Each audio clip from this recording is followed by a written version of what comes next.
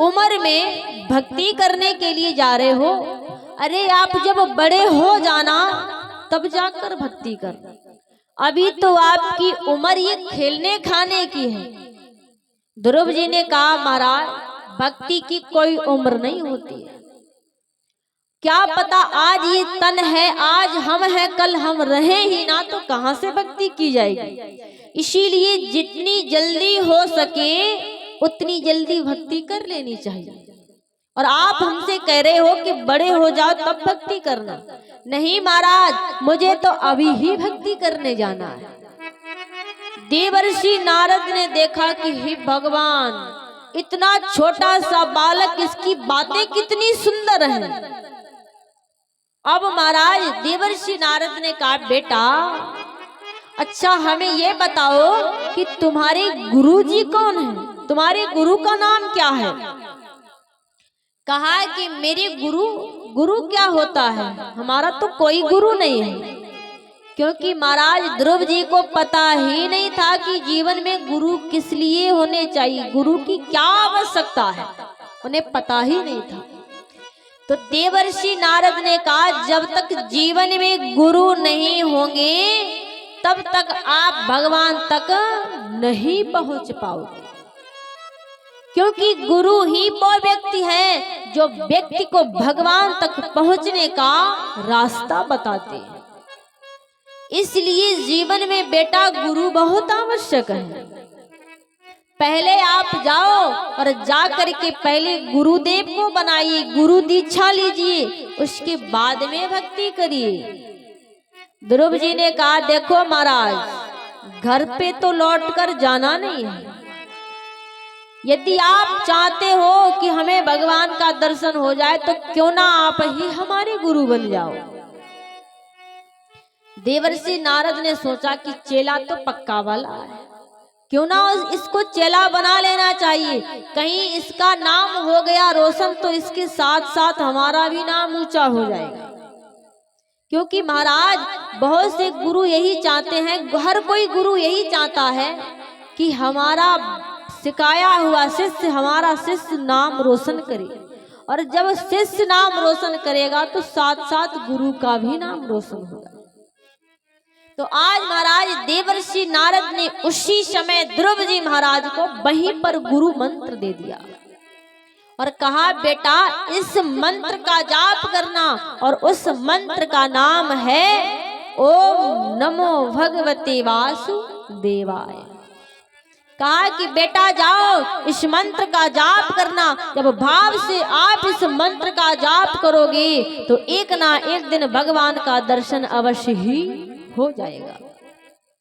और उसी समय देवर्षि नारद ने ध्रुव जी से कहा बेटा कि बेटा जाओ यमुना जी में, कि बेटा जाओ मथुरा जी को यमुना जी में स्नान करो, यह 12 मंत्र जपो निश दिन और वासुदेव का ध्यान धरो।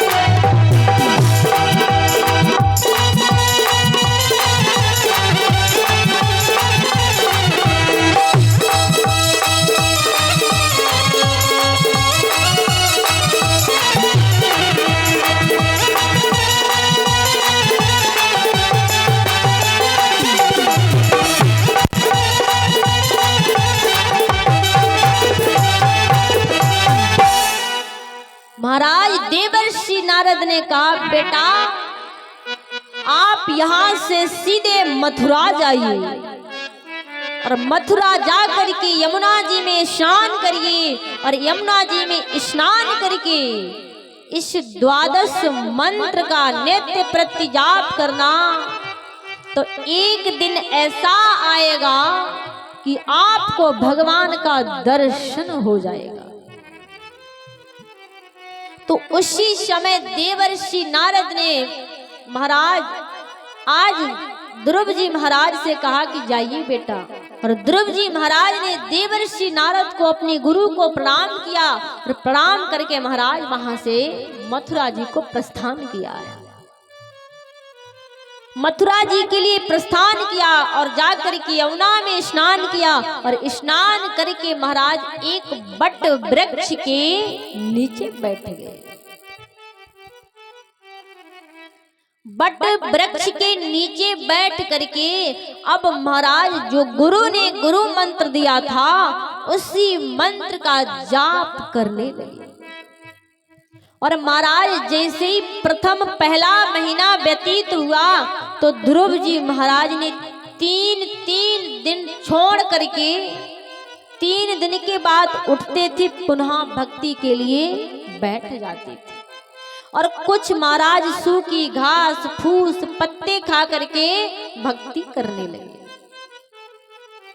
और महाराज जैसे ही दूसरा महीना प्रारंभ हुआ तो ध्रुव जी महाराज 6 दिन छोड़ करके एक बार बैठ जाते थे और 6वें दिन उठते थे भक्ति से। और महाराज कुछ फल फूल खा करके भक्ति करना प्रारंभ कर दिया। 2 महीने तक ऐसे भक्ति की। और जैसे ही महाराज तीसरा महीना प्रारंभ हुआ तो ध्रुव जी महाराज 9 दिन तक एक स्थान से उठते नहीं थे। और जैसे ही महाराज 9 दिन बाद एक स्थान से उठकर और कुछ जल पी करके भक्ति करना प्रारंभ कर दिया। आप देखिए 5 घंटे एक स्थान पर नहीं बैठ पाओगे, 2 ही घंटे में पैर इधर उधर घुमाने लगते हैं। लेकिन ध्रुव जी को देखो कैसी भक्ति कर रहे हैं। यदि इस कलयुग में भी ऐसी भक्ति की जाए ना तो भगवान का दर्शन इस कलयुग में भी संभव है। क्योंकि पहले जैसी लोगों की भक्ति नहीं रही है जैसी पहले थी। महाराज एक कथा आती है, बड़ी सुंदर कथा आती है। यहाँ पर देखिए पहले की शिक्षा भी अलग थी, विद्यालय भी अलग जैसे थे, लेकिन आजकल तो सभी बदल गया। एक बार महाराज क्या हुआ, एक बालक था और उसकी माता थी, पिताजी नहीं थी। तो महाराज उसकी माता ने अपने बालक को गुरुकुल में शिक्षा अध्ययन के लिए भेजा। तो गुरुकुल में शिक्षा अध्ययन करने के लिए गया। ध्यान से सुनना, कथा बड़ी सुंदर है। गुरुकुल में शिक्षा अध्ययन करने जाता था और नित्य प्रति घर आकर के अपना पढ़ाई लिखाई वही करता था। लेकिन धीरे धीरे समय बीता। एक दिन उस बालक के गुरु की बिटिया का विवाह था। तो गुरुदेव ने सारे बालकों से कहा कि बेटा आप लोग अपने अपने घर से सभी लोग दही माखन मिश्री लेकर के आना, क्योंकि हमारी बिटिया का विवाह है तो बारातियों का स्वागत सत्कार किया जाएगा। तो सबने कहा ठीक है। अब महाराज ये बालक अपने घर आया। ये बड़ा निर्धन था, इसके पिता नहीं थे। तो इसने आकर अपनी माता से कहा, मम्मी गुरुजी की बिटिया का विवाह है और गुरुजी ने कहा है माखन लेके आओ। और माताजी आप हमें एक छोटी सी मटकी में माखन जरूर दे देना, नहीं तो सबके बीच में हमारी इंसल्ट हो जाएगी। सब ले जाएंगे, हम नहीं ले जाएंगे तो अच्छा नहीं लगेगा। अब उसकी माता ने कहा बेटा जब है ही नहीं माखन तो हम कहाँ से दें। कहा तो अच्छा एक बात बताओ, हमारे पिताजी कहाँ हैं? आप एक बार हमारे पिताजी बता दो कहाँ हैं, और पिताजी के पास चले जाएंगे तो वो हमें अवश्य दे देंगे। अब महाराज वो जिद पर अड़ गया। माता ने कहा क्या किया जाए, क्या ना किया जाए, कैसे इससे छुटकारा पाया जाए। तो उसकी माता ने कहा बेटा जाओ, तुम्हारे पिताजी जंगल में हैं, जंगल में चले जाओ। और जैसे ही महाराज कहा जंगल में हैं, तो उसने समझ लिया कि हाँ हमारे पिताजी जंगल में हैं, क्योंकि माँ ने कहा। अब उस बालक ने क्या किया, अपने घर से दौड़ लगाई और जंगल के रास्ते में दौड़ता हुआ, भागता हुआ, चिल्लाता हुआ जा रहा है। कहता जा रहा पिताजी कहाँ हो, पिताजी कहाँ हो, कहाँ हो, ऐसी आवाज लगाता जा रहा है। अरे लेकिन महाराज जंगल में पिताजी हो तब तो मिले, हैं ही नहीं तो कहां से मिले। अब महाराज सुबह से शाम हो गई, चीखता रहा, पैर में कंकड़ पत्थर चुभ चुभ करके रक्त बहने लगा। इधर नारायण लोक में मैया लक्ष्मी बैठी बैठी देख रही थी। मैया लक्ष्मी ने देखा कि एक नन्हा सा बालक अपने पिता को पुकार रहा है। मैया लक्ष्मी के आंख से अश्रु बहने लगे और जाकर के विष्णु भगवान से कहा, स्वामी हमने तो सुना है आप जगत के पिता हो, तो आप क्यों नहीं इस बच्चे पर अपनी कृपा बरसाते हो।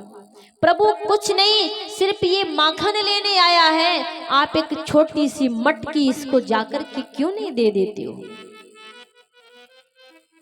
आज जैसे ही भगवान से मैया लक्ष्मी ने कहा, तो महाराज आज भगवान ने एक छोटी सी बड़ी सुंदर सी मटकी ली और मटकी को ले करके महाराज आज वही जंगल में भगवान प्रकट हो गए। और इधर से वो बालक पिताजी पिताजी करता हुआ जा रहा था। भगवान ने उस मटकी को लिया और लेकर के कहा, अरे बेटा देखो मैं इधर हूं, लो ये मटकी। अब वो रोने लगा, कहने लगा, पिताजी आप कहाँ खो गए थे, हम तुम्हें कब से बुला रहे हैं, बताइए कहाँ चले गए थे। कहा, बेटा हम काम में बहुत व्यस्त रहते हैं, इसलिए हमें तुम्हारी याद ही नहीं रही, जब हमें आवाज आई तब जा करके हम आए। अब महाराज उसने मटकी को लिया और लेकर के चला गया। उसे ये पता ही नहीं था कि ये भगवान है। अब महाराज मटकी को लेकर के चला गया और महाराज सारे गुरुकुल के बालक थे, बड़ी बड़ी मटकियां लेकर के आए। इसकी छोटी सी मटकी थी, सो सब देखकर हंसने लगे, कहने लगे, देखो इसकी मैया ने इसको कितनी बड़ी मटकी दी, कितना इसमें माखन आएगा, बड़ा लालची है। अब महाराज सारे बालक हंस रहे। गुरुजी ने सोचा कि इन सबकी मटकियां बड़ी हैं, पहले इसकी मटकी सबकी मटकी का दही निकाल, इसका तो बाद में निकाल लेंगे, नेक शायद नेक बीच में आ जाएगा। गुरु ने सबकी मटकियों को खाली कर दिया। अब इसकी नन्ही वाली मटकी ली, गुरु ने जैसे ही पलटी और पलटकर सीधी की, पुनः मटकी भर गई। गुरुजी ने सोचा रह गया होगा थोड़ा बहुत, दोबारा मटकी को पलटा, फिर मटकी भर गई। गुरुजी ने कहा, हाँ ये तो बड़ा अद्भुत मटकी लग रही है। गुरुजी ने ऐसे मटकी को छोड़ दिया तो महाराज उसमें से दही माखन की धार निकलने लगी। गुरुजी ने दिमाग लगाया, कहा कि ये मटकी कोई साधारण मटकी नहीं है, ये मटकी अवश्य इसको किसी भगवान ने प्रदान की है। गुरुजी ने कहा, बेटा तुम्हें ये मटकी कहाँ मिली है, किसने दी है तुमको। वो बेटा कहने लगा, अरे गुरुजी क्यों, अभी सब हंस रहे थे, इसकी मटकी छोटी है, इसकी मटकी का माखन तो कोई नहीं खा पाएगा, क्योंकि ये मटकी हमारे पिताजी ने दी है। हमने अपने पिता को अभी तक नहीं देखा, पहली बार देखा है, समझे क्या। कहा अच्छा, कहा हाँ। कहा तो ये बताओ तुम्हारे पिताजी कहाँ रहते हैं। कहा देखो गुरुजी, हमारे पिता घर में नहीं रहते, हमारे पिता जंगल में रहते हैं, और उनको इतना काम है कि उन्हें समय नहीं मिलता है। कहा तो बेटा एक बार अपने पिता से मिलवा दूं कम से कम। कहा चलो गुरुजी, यदि आपकी इच्छा है तो मिलवा दे रहे हैं। तो अब महाराज उस बालक ने अपने गुरुजी को लिया और ले जाकर के जंगल में कहने लगा, फिर जाकर चिल्लाने लगा, अरे पिताजी कहाँ हो, पिताजी कहाँ हो। रुक्मणी जी ने कहा, महाराज आपका बेटा आ गया है। भगवान ने कहा, देखो बेटा आया सो तो ठीक है, संग में देखो किसको लाया है, इसीलिए तो हम जा नहीं रहे थे। अब बताइए, जिसके अंदर भाव नहीं है वो भी हमारा दर्शन कर लेगा, ये तो हो ही नहीं सकता है। अब महाराज भगवान ने कहा, देखो हम जाने वाले नहीं। अब महाराज सुबह से शाम तक बालक चिल्लाता रहा, चीखता रहा, तो महाराज मैया रुक्मणी को फिर दया आ गई।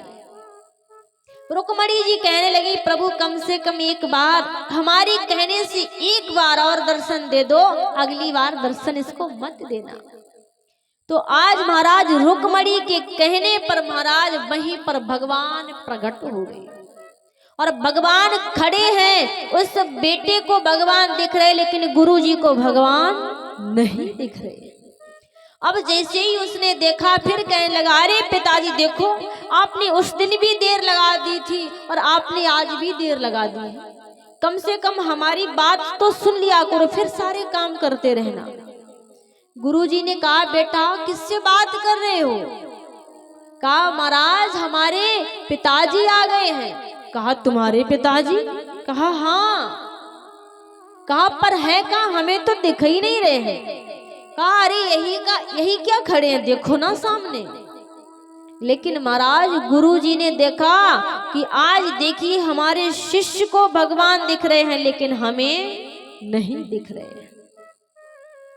उसी समय महाराज गुरुजी को बड़ा दुख हुआ और गुरुजी करुण पुकार करके रुदन करने लगे। और जैसे ही महाराज रुदन करने लगे, गुरुजी का हृदय रूपी मन रूपी हृदय जैसे ही पवित्र हुआ, तो उसी क्षण महाराज आज गुरुजी को भी भगवान का दर्शन हो गया। आज महाराज गुरुजी भगवान का दर्शन किए और दर्शन करके अपने शिष्य को बार बार धन्यवाद दे रहे कि हे बेटा, अगर तू ना होता तो आज मुझे इन भगवान का दर्शन नहीं हो सकता था। तेरी ही कृपा की वजह से आज मुझे भगवान का दर्शन हुआ है। महाराज ये है भक्ति का प्रभाव। और आजकल की भक्ति तो ऐसी भक्ति हो गई है कि लोग भगवान की पूजा कर रहे हैं, लेकिन मन कहाँ है? घर पर, कि हमारा ये काम पड़ा है, वो काम पड़ा है, और मंदिर में खड़े हैं। तो ये भक्ति नहीं है, ये तो सिर्फ एक महाराज फॉर्मेलिटी अदा कर रहे हैं। तो महाराज इसीलिए यदि पहले जैसी आज भी भक्ति हो जाए तो समझ लीजिए भगवान कहीं दूर नहीं है। और महाराज इसीलिए भक्त गाता है क्या कि मेरे सरकार का दीदार बड़ा प्यारा है, मेरे सरकार का दीदार बड़ा प्यारा है।